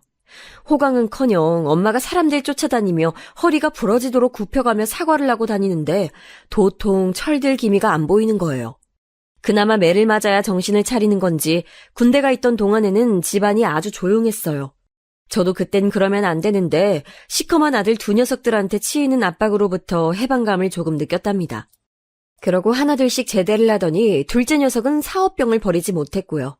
아주 군대에서 더 세게 확장을 시켜가지고 나온 거예요. 그래도 그나마 이때는 큰아들이 자기가 하고 있던 공부도 있고 딱히 돈 욕심이 없었어요. 그런데 처음 취업했던 직장에서 크게 괴롭힘을 당하더니 나중 가서는 대차게 회사를 그만둬버린 거예요. 얘 영철아, 왜 그러는 거야? 회사에서 뭘 얼마나 힘들게 했길래 그만둬? 세상 일이 호락호락하지 않아. 그런 거 다 감당하면서 살아가는 거야. 다시 가서 회사에 말 좀 해보자, 응? 이런 말을 해도 큰아들 영철이는 귀담아 듣질 않더라고요. 엄만 모르겠지만 내가 회사 다니면서 얼마나 괴로웠는데. 맨날 술 먹이고 상사는 무시하고 군대에서 나 괴롭히던 애보다 더 끔찍하게 굴렸어. 영업한다고 끌려가서 새벽까지 술만 먹고 상사 뒤치다거리하고 정말 죽을 것 같아. 엄마, 나 살고 싶어서 회사 그만뒀어. 그냥 좀 놔둬줘, 제발. 이런 사정들을 괴로운 얼굴로 털어놓더니 큰아들은 이후로 거의 2년간을 방에서 칩거 생활을 하다시피 했어요. 요 근래 몇 년간 다들 코로나로 힘들어하고 고생하셨고 이쯤이면 끝나겠지, 설마 몇 년씩 가겠어 하고 생각해보신 분들 있으실 텐데요. 제 경우가 저때 딱 그랬어요. 아들이 방황하고 방 안에서만 갇혀 지내는 생활을 한두 달이면 끝내겠지, 길어야 반년이겠지, 아니 너무 길어도 1년이겠지, 이런 식으로 말이에요. 집에 친척들도 부를 수 없었고 손님들도 맘대로 들일 수가 없었답니다. 하도 큰아들이 예민한 상태로 방 밖으로 안 나오니 잠깐 화장실 들고 나는 그 와중에 괜히 성질 부리고 할까 봐요. 수염도 안 자르고 머리도 덥수룩해져서는 그나마 다행인 건 매일같이 씻었다는 거예요. 밥도 지가 해먹고요. 대신 취직을 안 하고 밖에 안 나가고 방에서 게임만 하고 있었다는 거죠. 그런 큰아들을 끌어낸 게 둘째 녀석이었어요. 살살 방문 밖에서 달래보고 이렇게 저렇게 하면서 진즉에 자취한다고 나가 있던 녀석이 가끔 올 때마다 형을 설득하더라고요. 그러다가 2년쯤 되었을 무렵 큰아들은 나왔고 자기도 뭔가 해본다면서 동생이랑 뜻을 합하게 됐네요. 그런데 한번 뭔가 하다가 틀어진 적이 있어서 둘이 대차게 싸우길래 저는 진짜 속이 터질 것 같은 거예요. 뭐 하나 왜 이렇게 일이 쉽게 가는 게 없는 건지 그쯤에 남편도 병을 얻어서 아픈데 말이에요. 제가 하고 있는 식당이 그나마 저에게 위안을 주었던 것이 단골들도 일정하고 장사 흐름도 좀 손에 익게 되었다는 거예요. 하지만 그것 말고는 집안 사정이 너무 멋대로니 마음이 괴롭더라고요. 하지만 그렇게 제가 반대를 해대도 둘이 다시 뭔가 한다고 어울려 다니더니 급기야는 둘째 녀석이 지형을 상대로 거의 사기를 치듯 일을 벌였어요. 이때 옆 가게 아줌마가 저에게 했던 충고가 생각나더라고요. 영철 엄마, 아무리 아들들 짜내도 둘이 같이 사업은 죽어도 못하게 해야 돼. 나이 먹어서 아들들이 말을 안 들어도 호적에서 빼버린다는 각오로 막아야 돼. 아들 하나 잘못되면 다른 하나라도 멀쩡해야지. 아이, 둘 다 막으면 어쩌려고 그래. 하나가 위태로울 때 다른 하나가 도와줄 수 있는 건 사업으로 하는 게 아니야. 각자 사업이건 취직이건 열심히 하다가 안 됐을 때, 그때 멀쩡히 자리 잡은 한 녀석이 조금 돈으로 보태주던가 해야지. 아쉽지 않을 돈으로 말이야. 둘이 같이 물에 뛰어들게 하면 어쩌겠다는 거야. 이때 말이 정말 100번 맞고도 또 맞는 말이라는 건 알았지만 막상 집으로 돌아와서 그 바른 말대로 실천하기는 쉽지 않더라고요. 하지만 저도 정말 어떻게 그 불길을 끌 방법이 없었어요. 제가 신도 아니고 모든 것에 손을 다 뻗쳐가면서 살 수는 없었으니까요.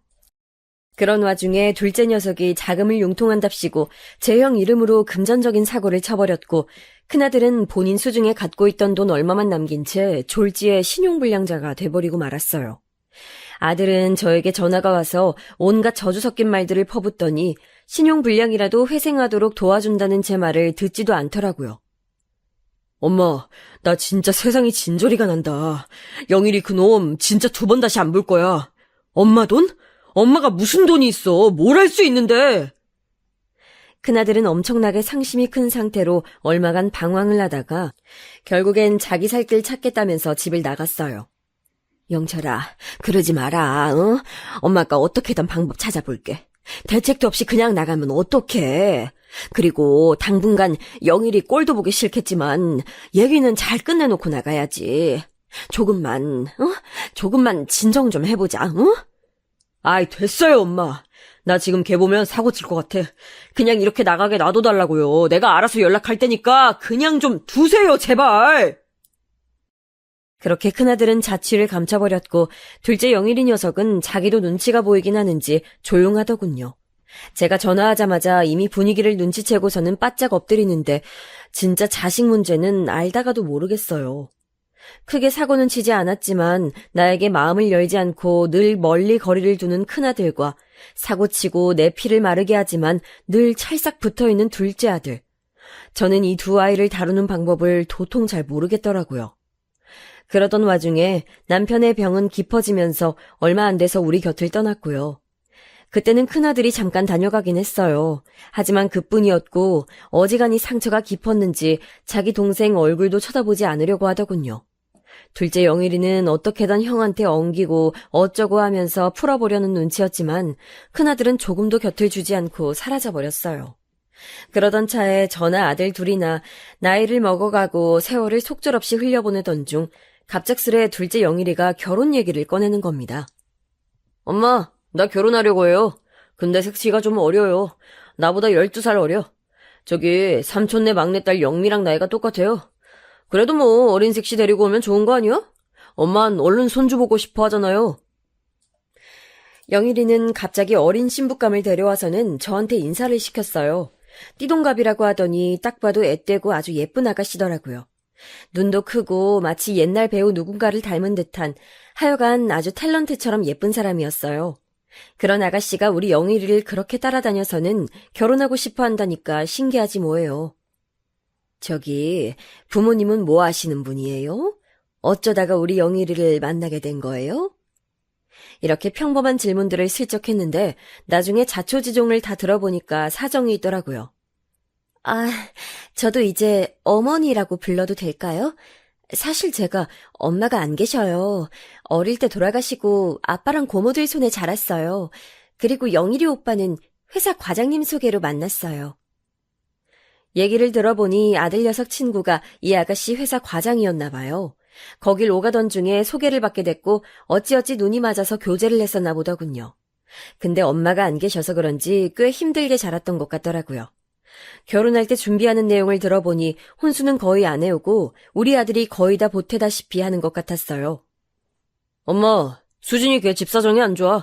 친척들한테 여기저기 떠돌이로 돌아가면서 자란 거나 다름없거든. 이제 돈 좀 모으고 직장 다니려던 차에 내가 데려오는 거잖아.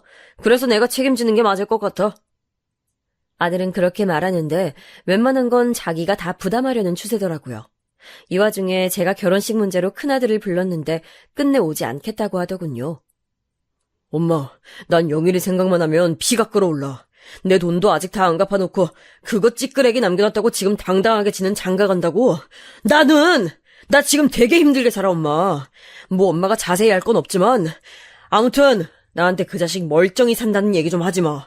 이러면 난 이제 엄마도 안 봐, 알았어?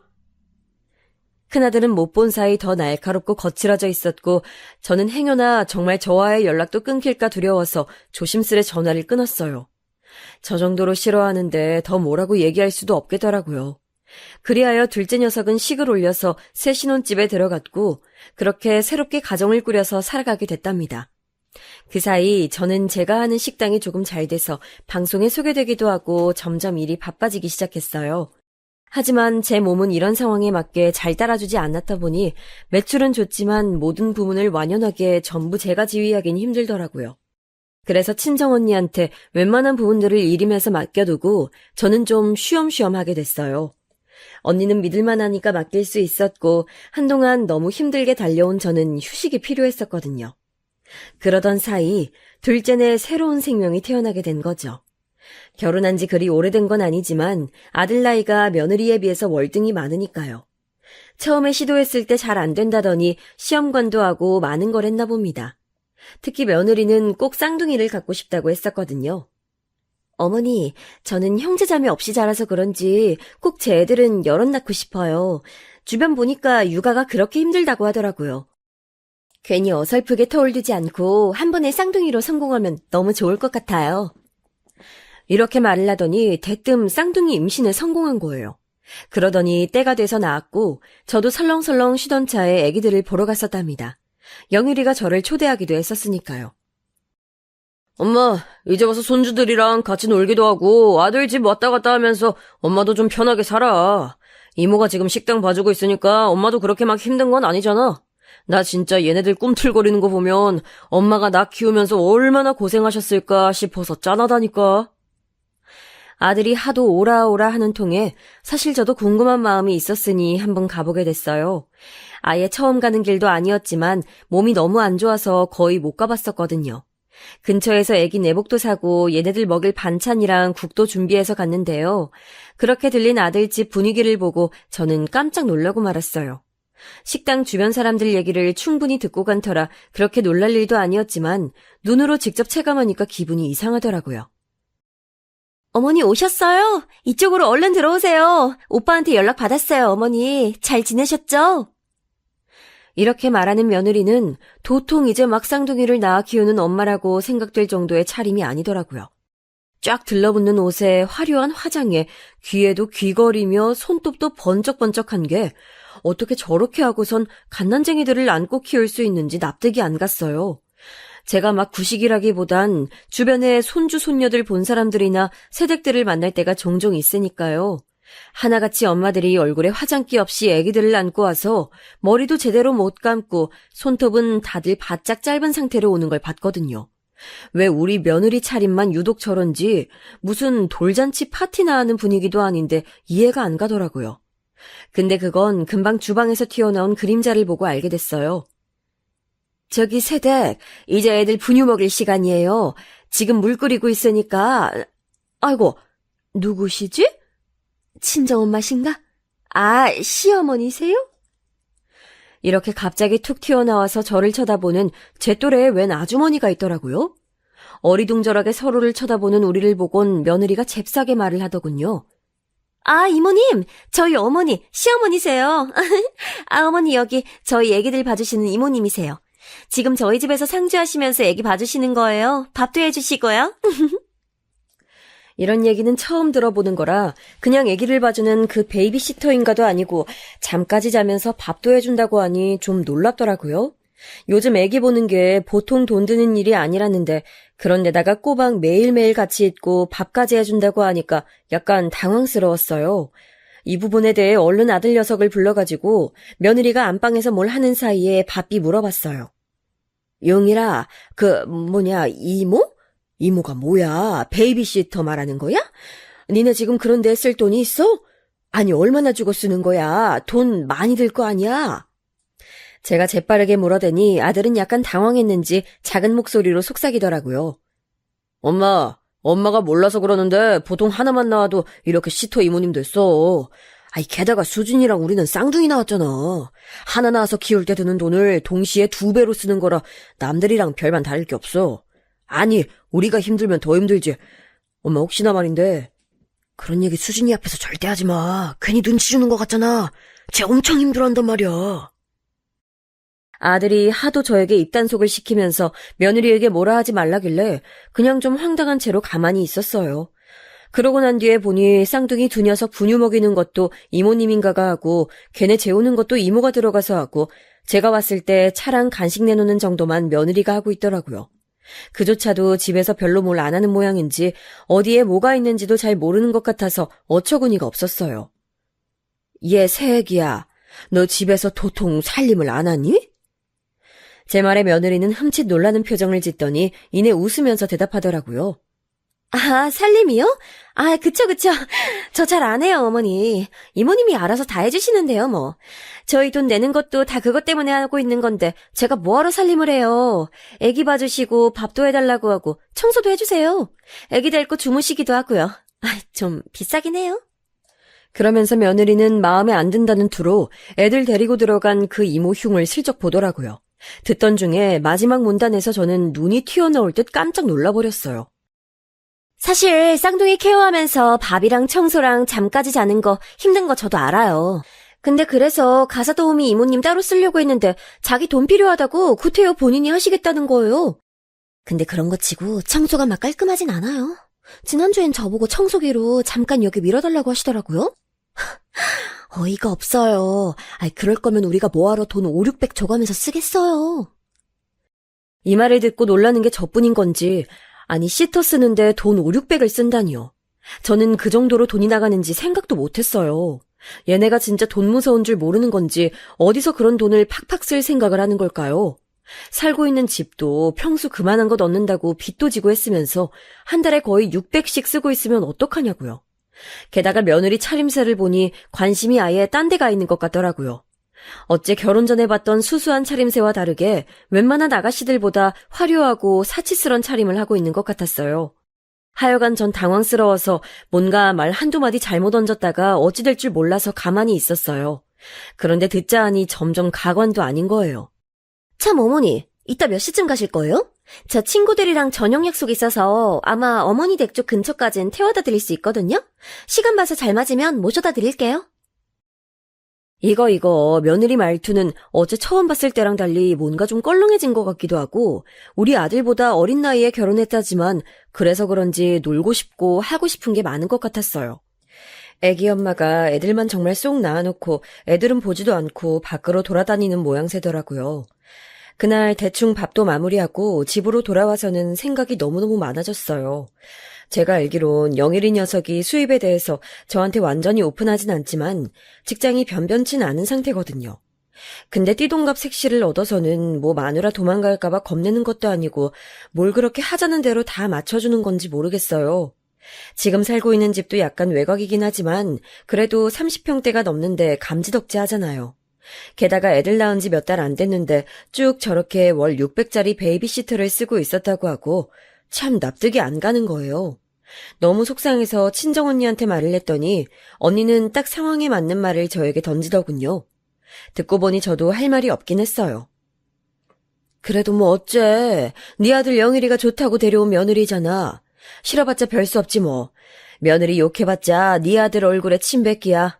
다 부질없는 거야. 나 봐라. 며느리들이랑 겸상도 안 한다. 몇 년 전에 이혼소동 벌이는 거 보니까 진짜 뼈가 다 마르고 가슴이 찢어져 나가더라. 자식 복대로 배우자들도 얻는 거지. 걔네들이 이상한 게 아니라니까. 그냥 영일이 그 녀석이 알아서 고생도 해보고 정신 차리게 제발 좀 그냥 놔둬봐. 언니 말은 정말 조금도 틀린 게 없이 버릴 게 없는 말이긴 했어요. 하지만 저는 잠을 이루지 못했고 점점 생각이 기울더라고요. 언니, 아무래도 안 되겠어. 그 시터 이모인가 뭔가 그만두게 하고 내가 들어가서 애들 봐주던지 해야겠어. 아이, 돈 600이 네 집 강아지 이름이냐고. 영일이한테 물어보니까 2돌, 3돌까지는 계속 시터를 쓴다고 했나 봐. 아니, 미친 거 아니야, 진짜? 3년이면 그게 돈이 얼마야. 2억이 넘는 돈을 애엄마가 애를 안 보고 돈 들여서 키운다고? 아주 그냥 환장하겠어, 정말. 제 말에 언니가 말리긴 했었지만 막상 그만한 돈을 앞으로 몇 년씩 더 쓴다고 하고 그냥 못하게 한다고 하는 게 아니고 제가 들어간다고 하니 더 뭐라 못하더라고요. 이런 내용을 아들에게 통보했고 아들은 며느리랑 고민을 해보겠다고 했어요. 그러고 얼마 뒤에 연락이 와서 그러자고 하더군요. 사실 엄마, 난 잘 됐다고 생각해. 나도 허리 휘는 중이었거든. 엄마한테 말은 못했었는데. 수진이는 얘네들 얼마 안 있다가 영어 유치원도 보낼 생각이더라고. 아니, 근데 그 돈을 다 어떻게 돼. 한 명당 100만 원이 넘어. 그럼 그럴 돈을 차라리 지금 내는 시터 비용에서 떼고 형편껏 할 생각을 해야지. 근데 내가 뭐라고 하면 툭 하면 삐지고 울고 오빠 때문에 결혼도 일찍 했네. 애를 둘이나 낳았네 하고 운단 말이야. 이 말을 들으니까 정말 뒷목 잡겠더라고요. 게다가 며느리가 싸움의 끝마다 내미는 무기가 있었는데 이건 저도 좀 섬뜩하더라고요. 저도 애들 낳아봤으니 모르는 건 아니지만 대체 왜 그런 정신상태를 갖고 결혼한 건지 이해가 안 갔어요. 뭐야? 아니 애엄마가 산후우울증이랍시고 그런 소리를 해댄다고? 아니 세상 애 낳은 여자들이 다 그러는 줄 아니? 진짜 안 되겠네. 그런 꼴 보자고 장가 보낸 거 아니야. 아무래도 내가 들어가야겠다. 맞아 엄마. 내가 며칠 전에 폭발해서 뭐라 했더니 자기 산후우울증으로 힘들어서 죽고 싶은데 왜 오빠까지 난리냐는 거야. 그럼 내가 뭐라고 할 말이 있겠어. 자기만 없으면 끝이다 뭐 이따위 말들을 하고 있더니 난 막 불안해 죽겠는 거야. 혹시나 바보 같은 생각할까 봐. 그러니 눈치 보고 자꾸 맞춰주게 되는 거야. 암튼 이번엔 나도 좀 강행을 해야겠어. 엄마가 와서 봐주면 좀 더 낫겠지. 그나마 다행히도 아들도 저랑 같은 생각이었고 이걸 어찌어찌 며느리에게 이해를 시켰더군요. 제가 봐줄 생각이긴 했지만 그 이모님인지 뭔지처럼 잠까지 자가면서 봐줄 순 없었어요. 당연히 이건 얘기가 된 줄 알고 저는 매일 버스를 타고 갔는데 며느리 생각은 그게 아니었나 봐요. 저도 혹여나 제가 자주 들락거리면서 마찰이 생기지 않을까 싶었는데 아니나 다를까 쉽지 않더라고요. 저기 어머니, 와서 애들 데리고 주무시는 것까진 안 되시나요? 이모님은 그렇게 해주셨었거든요. 그런 조건으로 알고 어머니가 봐주시는 줄 알았는데 이러면 어머니 가시고 난 다음에 제가 너무 힘들어요. 애들 하나 오면 따라 울고 지금 하나 재우기도 힘들단 말이에요. 며느리가 이렇게 볼멘 소리를 하는 턱에 어쩔 수 없이 그런 몇 달간만 제가 데리고 자겠다고 했어요. 근데 확실히 정말 보통 일이 아니더라고요. 며느리 말은 과장이 아니었어요. 한 놈 울면 또 따라 울고 저도 연달아 키워본 적이 없고 애 키운 지 오래되기도 했었잖아요. 하다 보니 저도 욕심이 나는 건지 무보수로 애들 봐주겠다는 건 아무리 봐도 너무 손해 같았어요. 결국 며느리를 앉혀놓고 이런 우습지도 않은 얘기를 하게 됐답니다. 내가 신우, 정우 데리고 자보니까 진짜 죽겠어. 내가 환갑 넘어서 이렇게 돌보려니까 너무 힘들다 진짜. 그래도 니들 돈 아끼라고 삶의 보태라고 도와주라고 왔지만 그래도 어른 말에 그렇게 덥석 무보수로 알겠다고 하는 건 아니지. 적어도 왔다 갔다 차비나 간식비라 치고 20만 원 돈 정도는 챙겨줘야 하는 거 아니냐? 그 전에 이모한테는 600씩이나 썼다면서 어떻게 이런 건 네가 알아서 좀 먼저 챙길 생각을 못하는 거야. 이 말을 하다 보니 저도 참 이런 얘기까진 안 하고 싶었는데 결국 이게 CM이 짓인가 싶어 생각이 많아지더라고요. 그런데 제가 그렇게 못할 얘기, 못 따질 얘기를 한 건 아니니까 말하면서도 자꾸 감정이 우악스럽게 붙더라고요. 며느리는 제 말에 기분이 나빴는지 입이 대빨 나와가지고는 모든 책임을 제 탓으로 돌리더군요. 사실 제가 그러자고 한 거니 저도 그렇게 당당한 입장은 아니긴 했어요. 아, 네, 알겠어요, 어머님. 근데 저희는 이모님이랑 잘 지내고 있는데 어머니가 들어오신다고 하셨잖아요. 돈들 아끼라고. 그런 거 필요 없이 봐주신다고 했던 것도 어머님이세요. 왜 제 잘못처럼 말씀하시는 건지. 저야말로 좀 서운한데요. 왜 그때는 아니라고 하셔놓고 이제 와서 돈 달라고 왜 그것도 안 주냐고 뭐라고 하세요. 이거면 이거고 그거면 그거지. 자꾸 말 바꾸시니까 헷갈려요. 이 말에 저도 확 받아치고 싶었지만 며느리 말이 완전히 틀린 건 아니니까 그냥 숨만 몰아쉬면서 듣고 있었어요. 이렇게 고부간의 감정이 쌓이는 건지 듣고 있다 보니까 이게 참 뭐하는 짓인가 싶더라고요. 아들 살림에 너무 참견하는 것 같기도 하고 말이죠. 희한하게 또 그런 와중에 큰아들이랑 연락이 안 됐는데 글쎄 우리 애들은 왜 그렇게 소리 소문 없이 누굴 만나는 건지 얘도 만나는 여자가 있다며 소개를 하겠다는 거예요. 없는 살림에 뭐 결혼을 전제로 만난다나요. 간만에 연락이 된 걸로 신나서 저는 만나고 왔는데 어째 큰아들이 데려온 여자랑 지금 며느리랑 너무 비교가 되는 거 있죠. 되게 수수하고 검소하고 엄청 절약하고 결혼도 간소하게 할 생각을 하고 있는데 두 아들 녀석이 데려온 여자들 둘 다 어쩜 이렇게 씀씀이 차이도 큰지 둘이 합쳐서 반으로 딱 나눴으면 좋겠는데 말이에요. 아무튼 그렇게 지내는 와중에 며느리랑 둘이 마주하고 있는 시간들이 많아졌고 전 최대한 그 이모인가 뭔가 하는 이유로 말이 나오는 게 싫었어요. 저도 몸이 성한 편은 아니었지만 어떻게든 손주들 잘 먹이고 잘 재우려고 노력을 했죠. 돈 20만 원 받아가면서 해줄 수 있는 일은 그게 전부였고 잠까지 자주는 거면 대단한 거 아닌가요? 그런데 며느리는 자꾸 제가 해둔 말에 딴지를 걸어대면서 왜 이모님 목만큼 안 해주냐며 슬슬 싫은 소리를 해대는 거예요. 저기 어머니, 그전 이모님은 반찬이랑 밥 같은 것도 해주셨는데 어머니도 반찬 갖고 오시긴 하는데 그건 너무 부족한 것 같아요. 저랑 오빠는 못해도 일주일에 3번 정도는 꼭 제육이나 삼겹살 같은 건 먹고 싶은데 조금만 장 봐서 해주시면 안 돼요? 밥 정도는 제가 할게요. 이렇게 말하면서 너무 어이가 없는 게 자기도 되게 맞춰주고 있고 짜증난다는 투로 말을 하는 거예요. 결국 이게 화두가 돼서 정말 이 말 같지도 않은 주제 갖고 둘이 크게 싸우게 됐어요. 저는 저대로 팽팽한 의견이었는데 며느리는 며느리대로 또 엄청 강경한 거예요. 다른 분들이 보실 때는 누구 잘못으로 보이시나요? 며느리의 입장을 정말 가감없이 전달해 보도록 할게요. 이모님이랑 우리는 잘만 지내고 있었는데 어머니가 갑자기 오셔서 멋대로 이모님 그만두게 하고 우리 집으로 들어오셔서는 다 참견하시고 이모님이 하던 업무에 반도 안 하시잖아요. 애들 봐주시고 밤에 데리고 주무시고 반찬거리 주중에 좀 갖고 오시는 걸로 끝나잖아요. 제가 바랬던 역할은 거기에 밥이랑 집안일도 해주시는 건데 그건 못 하시겠다고 하고 왜 저희 계획들 다 망쳐놓으시는 거예요?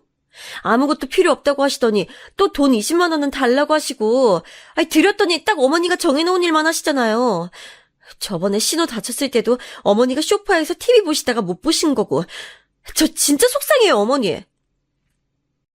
이렇게 며느리는 정말 숨도 쉬지 않고 저한테 다다다다 따져대는데 아주 보통 쌓인 게 아닌 거예요. 어린애가 먼저 그렇게 말을 트고 쏟아내니 저도 못할 말이 없었어요. 넌 뭐 말이면 단 줄 알아? 니네가 지금 무슨 돈 600씩 하는 시터를 쓴다며? 그렇게 쓸 형편이야? 게다가 한두 달도 기가 막혀 죽겠는데 앞으로 2, 3년은 그렇게 산다고 했다며. 돈도 돈이지만 그럼 도대체 네가 애들 낳아놓고 엄마로서 뭐라고 사는 거냐? 쟤네는 엄마가 그 이모인지 이모 할머니인 줄 알지 네가 지 엄마라는 거 알기는 해? 결혼해서 그만한 환경을 누릴 정도로 네 남편 돈 많지 않아. 그만큼 돈 없어. 니네들 돈 아끼고 잘 살라고 내가 와서 해줄 수 있는 한 최선을 다하고 있어. 근데 그렇게 불만이 많아? 할 말이 많냐고! 그런데 말이에요. 이렇게 쏟아내고도 전 할 말이 너무 많고 답답해 죽겠는데 제 말에 부르르 떨며 얼굴이 벌개진 며느리는 안방에 들어가더니 전혀 나올 생각을 안 하는 거예요.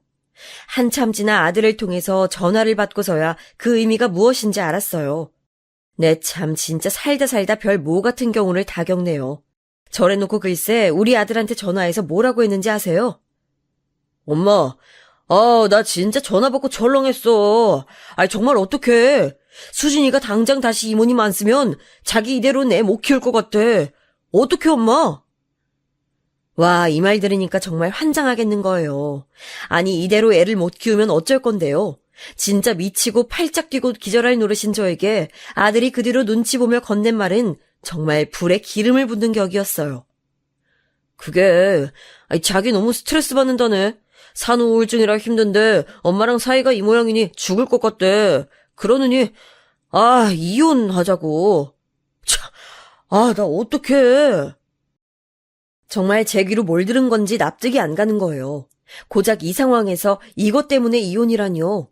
아들은 한창 어린 지 마누라가 도망이라도 갈까봐 이젠 어쩔 줄 몰라 하는데 도대체 이게 뭔 요지경 세상인가 싶었어요. 이혼이라니요.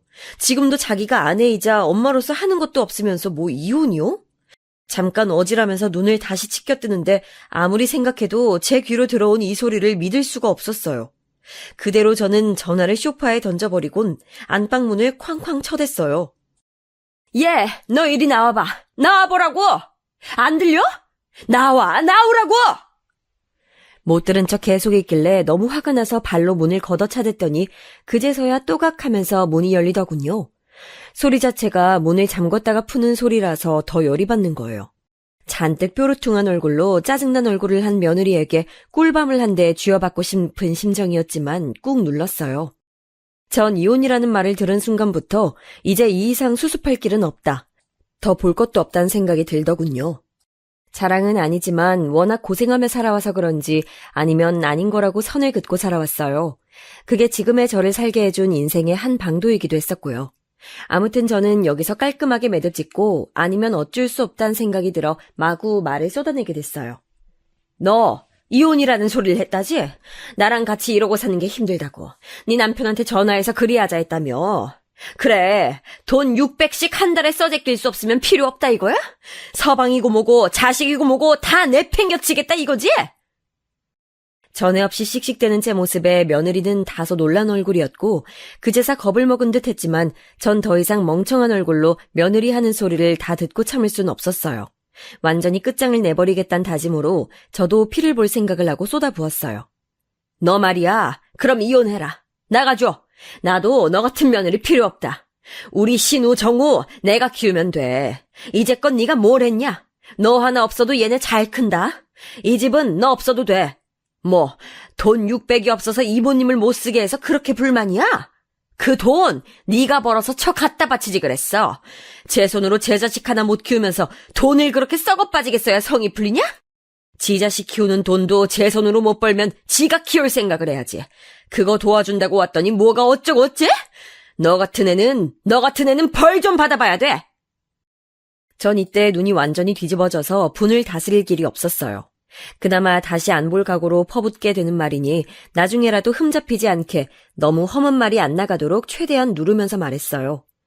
네 몸만 쏙 나가던지 아쉬우면 신우 정우 내리고 나가서 네가 혼자 키우던지 뭘 하던 결정해. 대신 지금 당장 짐 싸서 나가. 나가! 며느리는 제 말에 지도 할 말은 해야겠는지 그건 자기가 알아서 결정하겠다 어쩌고 저쩌고 하길래 그간 참고 도저히 안 하려던 소리를 결국 하게 됐어요. 뭘 알아서 결정해. 알아서 결정할 게 뭐가 있는데 너한테. 이 집 내 거야. 내가 영일이한테 돈 빌려줘서 빚 나한테 지고 산 거야. 네가 이 집에 뭘 기여한 게 있길래 뭘 알아서 결정하겠다 소리를 하고 있어. 내 집이니까 당장 나가라고! 당시 저도 딱히 말할 이유가 없어서 안 하고 있었지만 이 30평대 집 사겠다고 아들이 하도 애원하길래 제가 돈을 어느 정도 보태주고 또 얼마는 빌려주는 개념으로 사게 해준 거였어요. 아들은 그걸 다달이 저한테 갚고 있고 직장 사정도 좋지 않으니 전 그냥 기다리고 있었어요. 그런데 또 빚을 져가면서 시터를 쓰고 있다고 하니 요것들 이대로는 절대로 경제적 독립 못하겠다 싶었거든요. 그런 경우가 없다고 해도 어느 시어머니가 아들이 형편도 안 되는 저런 소비를 하는 꼴을 보고 있겠냐고요. 솔직히 말해서 이 말을 퍼부을 때도 저는 조금이라도 며느리가 미안한 기색을 보인다든지 그때서라도 울면서 빌기라도 하고 잘못을 토로하면 어느 정도 합의서는 보려고 했어요. 애들이 안 됐으니까요. 이미 며느리 자리는 틀려먹은 것 같지만 손주들은 불쌍하잖아요. 그래서 일단 그 집에서는 살게 하되 저한테 갚을 돈 기한을 확 줄여서 다달이 들어가는 돈의 액수를 늘리려고 했거든요. 그래야 며느리 저것도 돈 아쉽고 벌기 힘들고 그동안 자기가 얼척없는 호화로운 생활을 했다는 걸 알 것 같았어요. 지가 나가서 뭔 짓을 해서라도 돈 벌고 해서 갚게 할 생각이었는데요. 정말 얘는 진짜 안 될래더라고요. 상황 파악이 늦게 된 주제에 머리도 나쁜 건지 아무리 우리 아들보다 어리다지만 엄연히 성인인데 왜 이렇게 머리가 안 돌아가고 악만 가득한 걸까요? 그런 게 어딨어요. 아들 결혼시켜놓고 이제 와서 어머니 마음에 안 든다고 나가라고요? 이렇게는 이혼 안 해줘요. 안 참을 거예요. 저도 가만히 있지 않을 거라고요. 그러면서 대책도 없는 주제에 지가 무슨 고소나 뭘 할 것도 아니면서 방방 뛰어가면서 절 마구 노려보는 거예요. 가뜩이나 이 나이에 애들이랑 뒤엉키며 밥도 제대로 못 챙겨 먹고 내가 신생아들을 낳은 마냥 힘들게 살아오고 있는데요. 우울증은 내가 생길 지경인데 며느리가 저렇게 뻔뻔하게 발악하고 이혼 얘기를 하니 저도 더 이상은 넘기기가 힘들겠더군요. 이때가 제가 제 자식에게 있어서 가장 피도 눈물도 없이 아주 매섭게 내쳤던 때인 것 같아요. 아들까지 고생하게 되는 건 바라지 않았지만 아들이 저런 며느리를 데려와서 이런 고생을 시키고 중요한 상황에 판단도 잘 못 내리고 눈치만 보고 있는 거예요. 정말 자식이란 존재에 질릴 대로 질려버린 저는 얼마간 시간을 주고 얘네들을 나가게 했어요. 막판에 가서야 며느리는 제가 뜻을 굽히지 않는 걸 보고 무릎을 꿇었지만 그런다고 되돌리기엔 이미 많은 것들이 행정적으로 결정이 나버렸어요. 뒤늦게야 죄송하다고 울고불고 전화를 걸어대고 잘못했다 어쩌고 하는 며느리를 보니 더 징그럽고 꼴도 보기 싫더군요. 내가 있을 때 외려 눈치 보게 만들고 문 쾅쾅 닫고 다니고 돈 20만 원 주는 것조차도 까먹고 며칠씩 미루던 주제에 이 집도 제가 다 해주다시피 했고 재산이 조금 있다는 걸 알더니 저렇게 심파 주인공처럼 울어대면서 용서를 구하는 거예요. 전 정말이지 며느리도 며느리지만 둘째 아들 자체한테도 너무 질려버렸어요. 얘로 인해서 제가 마음고생한 게 정말 얼마나 많은지. 손주들은 짠하지만 제가 좀 살아야겠더라고요. 몸도 몸이지만 얼마간 쟤네들이랑 같이 있으면서 보통 만신창이가 된 게 아니거든요. 둘째 아들은 저한테 미안하다고 말은 하는데 그러면서도 여전히 저한테 기대려고 하는 게 보이니 진저리가 났어요. 엄마, 우리 원룸 겨우 구했어. 진짜 힘들었어, 엄마. 근데 엄마 제발 화 좀 풀어주라. 우리 여기서 열심히 살게. 진짜 열심히 살게. 수진이도 애들 어린이집 보내고 일하겠대. 자기 손으로 일해보겠대. 엄마한테 자기가 너무 죄인이래. 그러니까 엄마, 우리 여기서 고군분투하고 열심히 살아볼 테니까 지나고 나면 다시 엄마가 좀 어떻게 나 좀 불쌍하게 여겨주면 안 될까? 나 애가 둘이잖아, 엄마. 진짜 이렇게 내칠 건 아니지? 엄마가 그럴 리 없다는 건 아는데. 진짜 듣자 하니 이게 나중엔 제 머리 위에서 놀려는 것처럼 나이만 먹을지 정말 지 손으로 뭔가 해결해 볼 생각이 없더라고요. 그제서야 저는 제 가슴을 세게 치며 며느리가 이상한 게 들어온 게 아니라 그냥 내가 잘못 키운 아들 그릇에 딱 맞아떨어지는 한심한 애가 들어왔음을 알았어요. 후회해봤자 아무런 뭣도 없고 그냥 당분간 눈 감고 쟤네들과 왕래 안 하고 사는 게 내가 살 길이겠더군요. 그 사이 큰아들은 어느 정도 준비를 해서 내년에 결혼을 예정하고 있어요. 만나는 아가씨랑 집이며 시기며 이것저것 알아보더니 혼인신고만 한다고 하고 형편껏 살겠다며 별다르게 연락도 잘 안 해요. 전 이제 자식들 걱정은 좀 한동안 내려놓고 친정언니랑 시간 내서 여행도 가고 저도 좀 회포를 풀어볼까 합니다.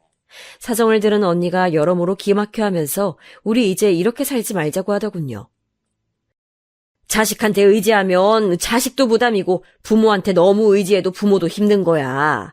우리 그냥 형제 자매들끼리 그리고 맘 맞는 사람들끼리 알아서 잘 살고 잘 놀다 가야 돼. 내 친구도 이제 칠순인데 그렇게 맨날 놀러 다녀. 툭하면 가평이네 청평이네 기차 타고 놀러 다니고 제주도도 가고 그런다고. 우리도 그렇게 살자. 가끔 가게도 맡기고 맛있는 것도 먹으러 다니고 하자. 자식들이랑 붙어 있어봤자 좋은 거 잠깐이야.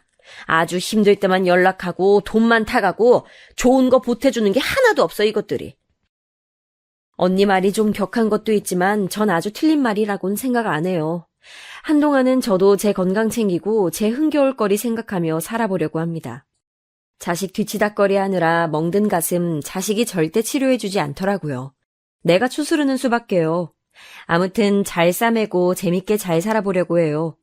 중간에 마음이 약해지는 때도 있겠지만 이렇게도 저렇게도 살아보고 싶어요. 인생은 한 번밖에 없고 살 날도 언제까지인지 누가 알려주지도 않으니까요. 그럼 모두들 건강하세요. 들어주셔서 고맙습니다.